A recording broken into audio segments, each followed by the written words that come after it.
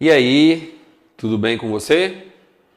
Estamos aqui novamente para mais uma etapa do nosso curso de Direito Administrativo preparatório para o concurso da PBH, mais precisamente para o cargo de assistente administrativo. E é o seguinte, a partir de agora, nós vamos começar a tratar de um tema que é bastante amplo e um tema que os alunos geralmente não são muito chegados, não. Nós vamos começar a falar agora da famosa licitação. A verdade é que o edital, ele não cobrou somente licitação. Ele cobrou licitação e contratos administrativos. Isso significa que nós vamos ter que estudar praticamente a lei toda. Então, até o artigo 87 da Lei de Licitações, que é a Lei 8.666, nós vamos ter que estudar. Porque, primeiramente, a lei vem falando sobre as regras de licitação e, logo na sequência, ela vem abordando os aspectos referentes aos contratos administrativos. Então, nós vamos ter que estudar esses dois tópicos, licitação e depois contratos administrativos, tá?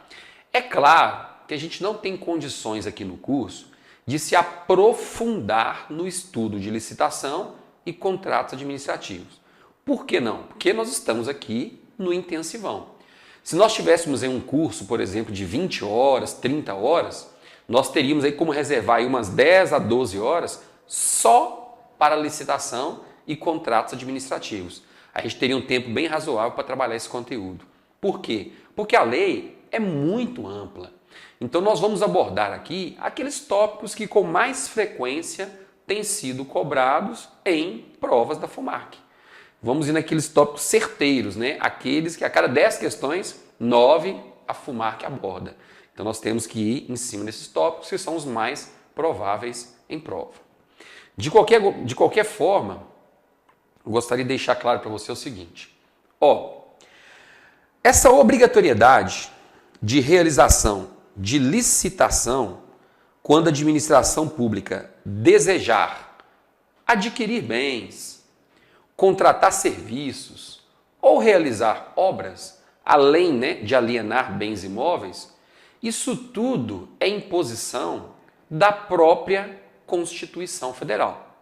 Então é a Constituição Federal, lá no artigo 37, inciso 21, que diz, quando a administração pública quiser contratar serviços, alienar imóveis, realizar obras ou adquirir bens, está obrigada a fazer licitação, salvo nas exceções previstas em lei. Então, em regra, a administração pública tem que fazer licitação. Quando quiser contratar serviços, realizar obras, adquirir bens, ela não tem escolha. Tem que fazer licitação. Contudo, entretanto, todavia, existem algumas situações em que a licitação não será feita. E em quais situações são essas? São as situações previstas expressamente na Lei 8.666/93. E, por sinal, situações que caem muito em prova. São situações muito frequentes em prova. Então, nós temos que ficar bastante atentos. Em regra, elas estão lá no artigo 25 da Lei de Licitações, que são as hipóteses em que a licitação é inexigível, e outras hipóteses lá do artigo 24, em que a licitação é dispensável. Então, nessas duas hipóteses, licitação inexigível e licitação dispensável, a administração pública não precisará fazer licitação. Posteriormente, nós vamos falar com mais detalhes sobre essas hipóteses aqui, tá? Pode ficar tranquilo, nós vamos chegar lá. Agora é o seguinte, entenda também que essa lei de licitação, ela abrange, ela alcança todos os órgãos e entidades da administração pública brasileira. Então, atualmente, estão obrigados a fazer licitação todas as entidades da administração pública direta, ou seja, União, estados, municípios, Distrito Federal, os seus respectivos órgãos públicos e também todas as entidades da administração pública indireta, sejam elas autarquias, fundações públicas, sociedade de economia mista ou empresas públicas. Todos têm que realizar licitação. Essa é a regra geral. Pra você ter uma ideia, até mesmo os fundos públicos são obrigados a fazer licitação. O que são fundos? Fundos nada mais são do que uma conta corrente onde todos os meses o governo deposita dinheiro para investir em determinadas áreas. Por exemplo, Fundo Constitucional do Nordeste. É um fundo que recebe recursos provenientes de várias arrecadações tributárias. Uma fatia do imposto de renda, uma fatia do IPI. Então, uma parcela desses impostos são colocados nesse Fundo Constitucional do Nordeste e depois esses valores são investidos na região do Nordeste e na antiga região onde atuava a Sudene, né? Sudene lá na região norte, né? Sudene na região nordeste. Então até mesmo esses fundos constitucionais, quando forem adquirir bens, contratar serviços, realizar obras com seus recursos diretos, eles são obrigados a fazer licitação. Então a licitação é uma regra no âmbito da administração pública brasileira. E a quem compete legislar sobre licitação e contratos administrativos? Bem, essa competência para legislar sobre licitação e contratos administrativos é da União. Então, compete à União criar lei geral sobre licitações. Por meio de quem? Por meio do Congresso Nacional. Tá? Tanto é verdade que a Lei 8.666/93, que é a atual lei de licitações, ela foi criada onde? Lá no Congresso Nacional, exercendo-se a competência legislativa da União. Agora tem que ter muito cuidado na prova pelo seguinte, pode ser que você encontre a seguinte afirmativa, lá embaixo assim, os estados e municípios estão proibidos de legislar sobre licitação. Certo ou errado? Errado. Por que está errado? Os estados e municípios não estão proibidos de legislar sobre licitação. Na verdade, eles podem legislar, mas eles só vão criar normas específicas para eles em relação à licitação. E desde que não contrariem o texto da Lei 8.666. Se eles contrariarem o texto da Lei 8.666, essa lei que criaram será inconstitucional. Tá? Muita atenção a esses pequenos detalhes. Ô professor, empresas públicas e sociedades de economia mista também estão obrigadas a licitar? Sim. Empresas públicas e sociedades de economia mista também estão obrigadas a licitar. Nesse caso, só tem um porém. Você se lembra, quando nós estudamos aqui as empresas públicas e sociedades de economia mista, que eu falei para você o seguinte, o artigo 173, parágrafo 1º da Constituição diz que a lei deverá criar um estatuto licitatório próprio para as empresas públicas e sociedades de economia mista. Ah, eu lembro, você falou que elas teriam que ter uma lei específica só para elas de licitação, né? É mais ou menos isso. Porém, essa lei ainda não foi criada. Então, hoje as empresas públicas e sociedades de economia mista, elas estão obrigadas a adotar a Lei 8.666, pelo menos por enquanto, tá?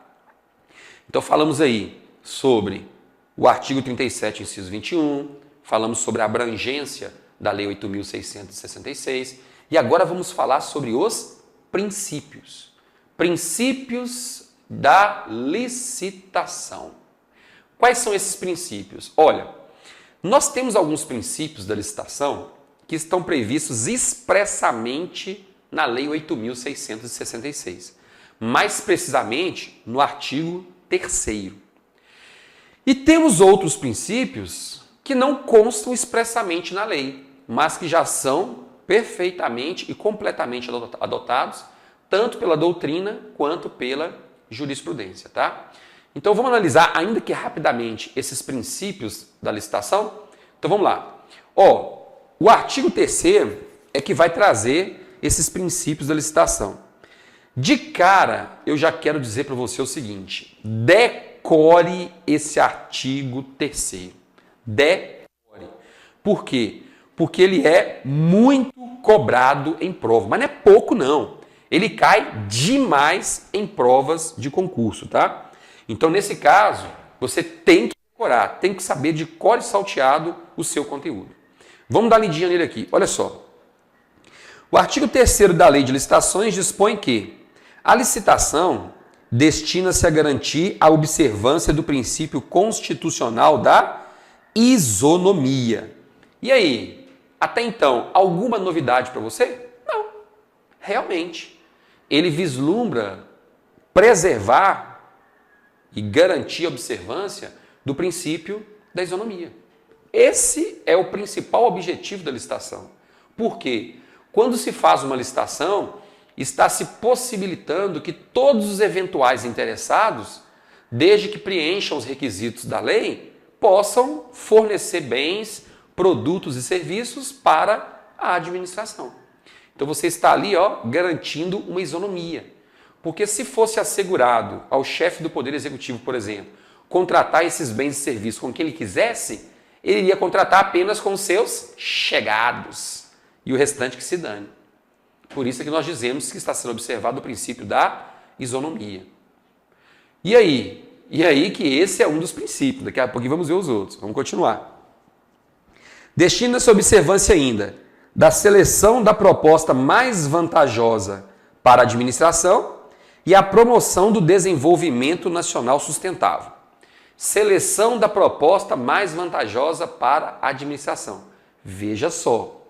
O objetivo da licitação não é garantir a seleção da proposta de menor preço para a administração.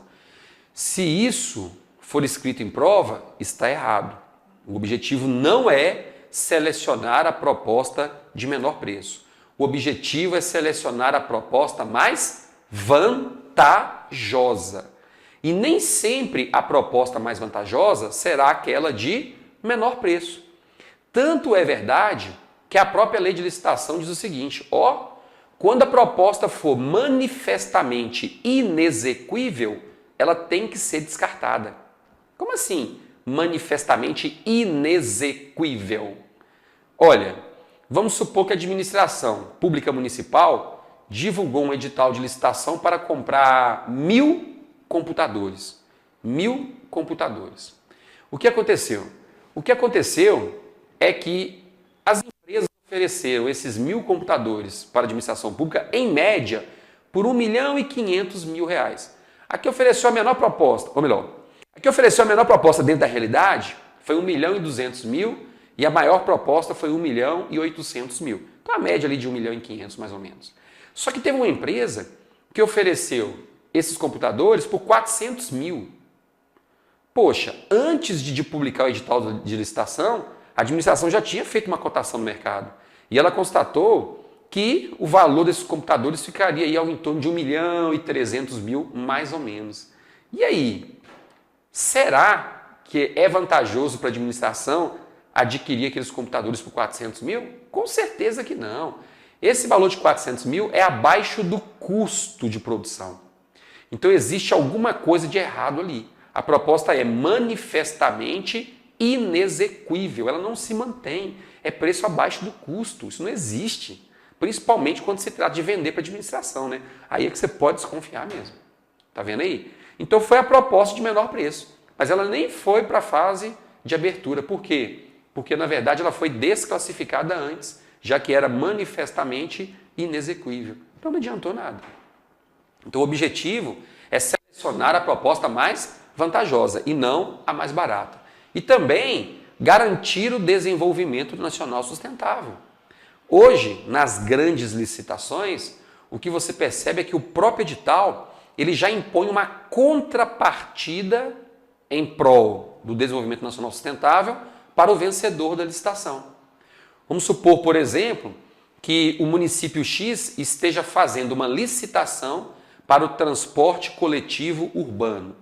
Então no edital já tem uma cláusula dizendo o seguinte, a empresa que vencer essa licitação para prestar o serviço de transporte coletivo urbano aqui na nossa cidade, estará obrigada a fornecer meio passe para os estudantes que se identificarem como tal. Estará obrigada também, nos domingos, a fornecer linhas de ônibus para os pontos turísticos da cidade gratuitamente. Tá vendo aí? A empresa vai ganhar, pode ter certeza disso. Mas ela vai ter que dar uma contrapartida para a sociedade. Domingo, ônibus gratuito para os pontos turísticos da cidade. Durante a semana, meio passe para os estudantes. Quem está arcando com tudo isso? É a própria empresa, não está saindo um centavo dos cofres do município. Tá vendo? Desenvolvimento nacional sustentável. Veja só, tá? Então, eis os preceitos que devem ser observados quando está se promovendo uma licitação. Agora, na prática, quais são os princípios que devem ser obedecidos durante um procedimento licitatório? Os princípios são os seguintes, 2 pontos.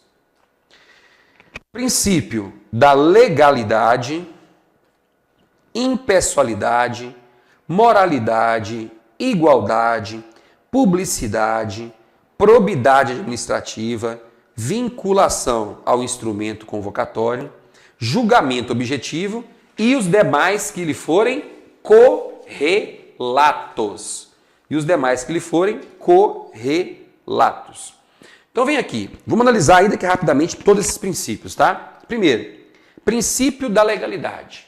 O princípio da legalidade é aquele que você já conhece, ou seja, todo o procedimento licitatório, ele tem que se desenvolver com base na lei. Que lei é essa? Lei 8.666/93. Ô professor, o edital de licitação é uma lei? Não. Edital de licitação é ato administrativo, porém, ele está, é ato administrativo, portanto, ele está abaixo da lei. Aqui está a lei e aqui está o edital da licitação. É claro que quando se realiza uma licitação, é comum nós afirmarmos que o edital é a lei da licitação. Tudo bem, a gente pode até ter esse jargão em prática, né? Que o edital é a lei da licitação, mas na prática ele não é uma lei. Ele só se assemelha a uma lei, vamos assim dizer, né? Mas em nenhum momento esse edital pode contrariar o texto da lei. Então toda a conduta, todas as atividades da comissão de licitação e de todos os que participam da licitação em si devem ser respaldadas na lei e no edital do concurso, no edital da licitação, certo? Segundo princípio, o princípio da impessoalidade. Aqui também é muito simples. Quando os agentes públicos responsáveis pela organização da licitação estiverem agindo, eles não podem se valer das funções que ocupam para beneficiar os amigos e nem para prejudicar os inimigos. Isto é, tem que ser fornecido um tratamento isonômico, um tratamento igualitário a todos os participantes do processo licitatório, sob pena de ofensa ao princípio da impessoalidade. Outro princípio que nós temos que anotar é o da moralidade, tá? Isto é, quando uma licitação está sendo realizada, os agentes públicos responsáveis pela sua organização têm que agir com honestidade, com respeito à coisa pública, tem que agir com justeza. Tudo isso é consequência da moralidade. Professor, os particulares que estão participando da licitação, eles também estão obrigados a respeitar esse princípio da moralidade? Com certeza. Eles também estão obrigados a respeitar o princípio da moralidade. Tanto os licitantes quanto os agentes públicos. Grave essa informação aí. O próximo princípio é o da igualdade. O que eu quero que você entenda aqui? Entenda o seguinte. Como nós vimos lá em cima, princípio da isonomia, esse princípio da isonomia nada mais é do que o próprio princípio da igualdade.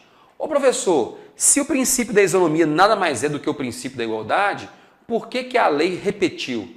Repetiu porque é muito, mas muito relevante essa isonomia durante os procedimentos licitatórios. Por isso que se fez referência primeiro à isonomia e depois à igualdade, mas tem o mesmo sentido, tá? Quando os agentes públicos estiverem atuando, eles devem fornecer as mesmas oportunidades para todos os licitantes. Por quê? Porque quando se dá as mesmas oportunidades a todos os interessados em contratar com a administração, nós vamos ter acesso a um número maior de propostas. E se nós temos um número maior de propostas para analisar e escolher, é muito grande a chance de economia de recursos para os cofres públicos, que é um dos objetivos da licitação. Temos aí na sequência o princípio da publicidade. Lembre-se aqui do seguinte: os atos praticados durante o procedimento licitatório são públicos, isto é, acessíveis a todos os interessados. São públicos, acessíveis a todos os interessados. E aí, tem uma pequena observação a fazer. Muito cuidado pelo seguinte: como consequência do princípio da publicidade, nós temos o princípio do sigilo das propostas. Cuidado! Em regra, os atos praticados durante a administração, durante o processo licitatório, são públicos, acessíveis a todos que manifestarem interesse. Então, se você quiser ter acesso a alguma informação sobre a licitação, basta você comparecer à comissão ou ao órgão responsável e solicitar essa informação. Ela será fornecida. Mas você apenas não terá acesso ao conteúdo das propostas. Conteúdo das propostas, professor? É isso mesmo. Por quê? Porque o que vai acontecer? Em regra, quando a administração pública divulga um edital e está fazendo uma licitação, se for pela modalidade de concorrência, por exemplo, os interessados vão apresentar 2 envelopes para participar da licitação, tá? Vou chegar na comissão de licitação e falar aqui, estão aqui os meus envelopes, os 2. Um envelope contém a documentação da pessoa que quer participar da licitação, seja ela física ou jurídica, né? No outro envelope tem o valor da proposta, ou seja, quanto é que essa pessoa vai cobrar da administração para prestar aquele serviço. O valor está nesse envelope aqui. Esses envelopes contendo as propostas, eles serão guardados no cofre. Por quê? Porque, primeiramente, a administração vai conferir toda a documentação das pessoas interessadas em participar da licitação e depois vai abrir as propostas contendo os valores. E aí vai selecionar a proposta que seja mais vantajosa. Então, todas essas propostas são abertas ao mesmo tempo. Não é possível abrir nenhuma proposta antes da data e do horário previamente estabelecidos. E olha só, quem abrir uma proposta dessa antes do horário previamente estabelecido está cometendo crime previsto na própria lei de licitação. Então, violar o sigilo das propostas é crime? Crime. Com pena de detenção de até 3 anos. Crime. Ok? Então, o princípio da publicidade, os atos do processo licitatório são públicos. Princípio do sigilo das propostas quer dizer o quê? Quer dizer que as propostas serão abertas somente em data previamente estabelecida. Antes disso, ninguém tem acesso ao seu conteúdo. Continuando. Princípio da probidade administrativa, que nada mais é do que uma consequência do princípio da moralidade. Veja só, esse princípio da probidade nada mais diz que se o administrador público, participante de uma comissão de licitação, por exemplo, ele pratica de forma, ele age de forma desonesta e a conduta dele se enquadrar em um dos dispositivos da Lei 8.429/92, que é a Lei de Improbidade Administrativa, então ele pode ser punido. E quais são as punições que podem ser impostas àqueles que praticam atos de improbidade administrativa. As sanções estão previstas lá no artigo 37, parágrafo 4º da Constituição Federal. Quais são as sanções? Perda da função pública, obrigatoriedade de ressarcimento aos cofres públicos, indisponibilidade dos bens, suspensão dos direitos políticos, além de poder responder a um processo criminal. Então o negócio é sério. Continuando. Princípio da vinculação ao instrumento convocatório. Olha só. Princípio da vinculação ao instrumento convocatório. O que é isso aqui? É o seguinte. Quando a administração pública divulga um edital, ela vai estabelecer naquele edital quais são os requisitos específicos que devem ser observados pelos licitantes no momento de elaboração da proposta. A proposta tem que observar fielmente o que está no edital. Se ela não estiver em conformidade com o edital, ela simplesmente vai ser desconsiderada. Não será sequer avaliada posteriormente. Quer ver um exemplo? A administração pública divulgou um edital de concurso público para comprar 1.000 mesas e 1.000 cadeiras para uma determinada escola primária do município. Aquelas mesinhas branquinhas, né? Com uma cadeirinha branca, tal, para o menino sentar lá e estudar. 1.000. Ok. Aí, nós tivemos propostas de 10 empresas. Uma dessas empresas, melhor, as duas melhores propostas foram da empresa A e da B. A empresa A falou que venderia aquele equipamento para administração por 500 mil. Aquelas 1.000 mesas e cadeiras por 500 mil, tá? Uma outra empresa disse que venderia por 495 mil. E ainda tinha um detalhe. Além de vender por 495 mil, a empresa ainda daria de brinde os forros para colocar em cada uma das cadeiras e um acolchoadinho para colocar em cada uma das mesas. Ou ao contrário, né? Um acolchoado em cada uma das cadeiras e um forro para cada uma das mesas. E aí? Bom demais, né? A administração economizou 5 mil e ainda ganhou um brinde. E aí? E aí que essa proposta está desclassificada. Por quê?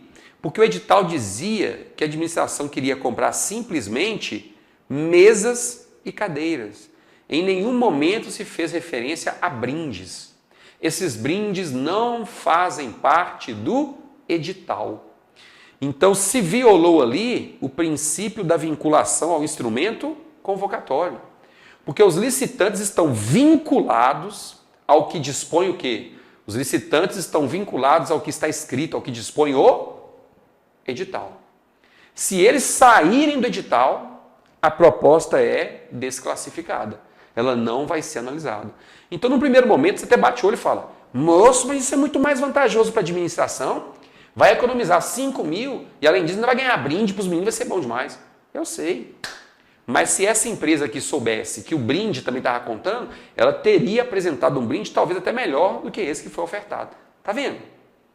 Então, para evitar que o presidente da comissão... Não acontece no Brasil, não, mas um exemplo, né? Para evitar que o presidente da comissão chegue para um dono da empresa e fale o seguinte: ó, apresenta um brinde assim assado que você vai ganhar. Poxa, e aí?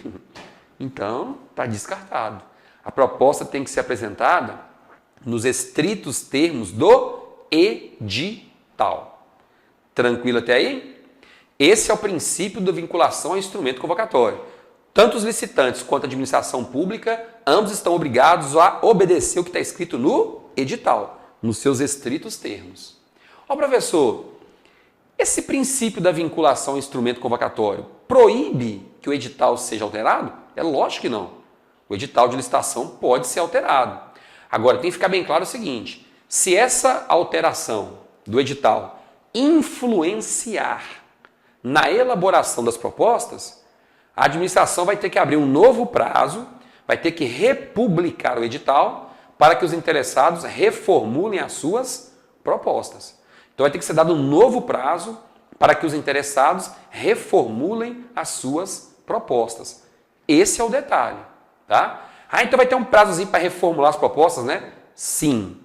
Mas se for uma alteração formal, que não traz nada na prática, né? Não influencia em nada na elaboração das propostas, aí não precisa republicar o edital. Por exemplo, o edital dizia que as propostas deveriam ser entregues na Avenida Afonso Pena, número 1500, no 17º andar.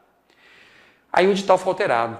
Lá está escrito agora que as propostas devem ser apresentadas na Avenida Afonso Pena, número 1500, 15º andar. Caiu do 17º para o 15º. E aí? Precisa republicar o edital por um negocinho desse? É lógico que não.